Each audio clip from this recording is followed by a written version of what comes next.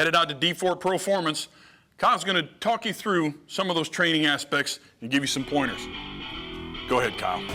Hey, Kyle here from Defoor Performance Shooting. Today we're going to talk about training, and that's a big area. It's a simple word, but it's pretty big in today's society.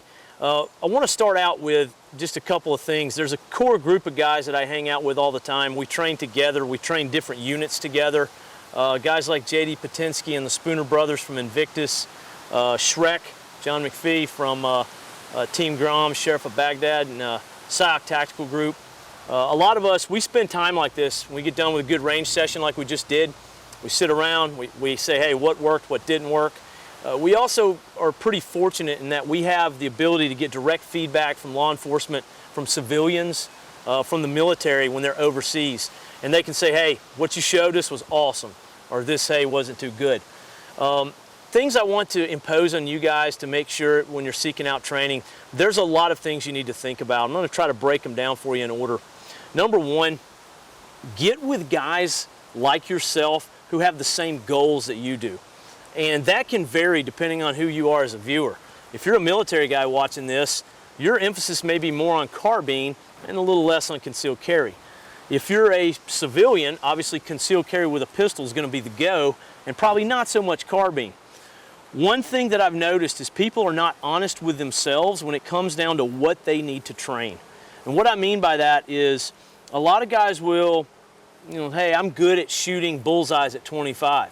So they go to 25, they shoot bullseyes. You never really see them push it. You never really see them get up to 7 and do some speed work, some real speed work with standards that are definitely hard, that are considered industry standards, sub 1.5 second draws, sub 2 second shot-to-shot reloads, things like that. The flip side of that spectrum is you may see a guy who is he might be a state, world, or whatever champion speed shooting, but now that dude doesn't want to go back to distance because he thinks it doesn't apply. And that really is the biggest thing with training is the balance. Typically humans, like I said, we want to do what we're good at, and we don't want to get out of our comfort zone. Got to get out of your comfort zone every once in a while. You got to be honest with yourself. When you start to say, hey, this is what I need to work on, and I've made lists for people before, typically for a civilian, it should be concealed carry, combatives, blade work, maybe a little bit of medical. A long gun should probably be last, realistically. And for a military guy, it's probably going to be opposite of that. He's going to use that M4 first, probably medical next. He'll go down the list, maybe combatives next, the blade, then the pistol. So once you establish that, the next things you need to look at is realistic targets and such. I only use 2 targets in my training. Everybody that I train, military, law enforcement, civilian. I use a bull target that I can score accuracy on, both with carbine and with pistol.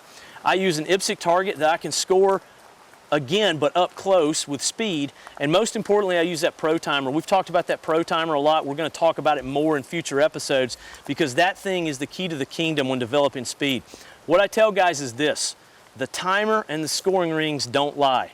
So with that, you'll notice that there are people out there in the industry who sell a certain technique or a certain tactic for the sole purpose of making themselves, sell more DVDs or, sell a piece of kit or whatever. What you got to be careful about is that it may not work for you. It may not work for your aspect. If you're a concealed carry civilian and you're worried about stuff on the street, a certain tactic might not be for you.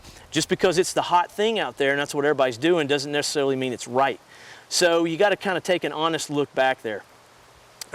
Once you establish that, and you know what you need to work on, you're being honest with yourself on scoring, the next thing you need to worry about is realistic scenarios.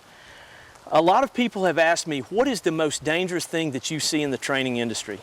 And I would say this: the most dangerous thing I see in training is the success of a lowly or moderately trained individual in a real gunfight. And the reason I say that is because that guy, he did good. He killed the bad guy. But honestly, did he see his sights? Did he know the condition of the gun? Does he know where the rounds hit on the bad guy, etc.? What ends up happening is, depending on that guy's universe, he may be the only person there who's ever gotten into a gunfight, and now everybody listens to that guy. So that's something you got to be kind of wary of. So one of the most important things you can do with training is seek out professionals that are out there. Use the internet to your advantage. There's tons of tactical forums, shooting forums. Talk to people and find out what's going to work out best for you. Be honest with yourself on your performance, but most importantly, it never stops. Training is a living, breathing thing. Get out there and do it. We'll see you on the range.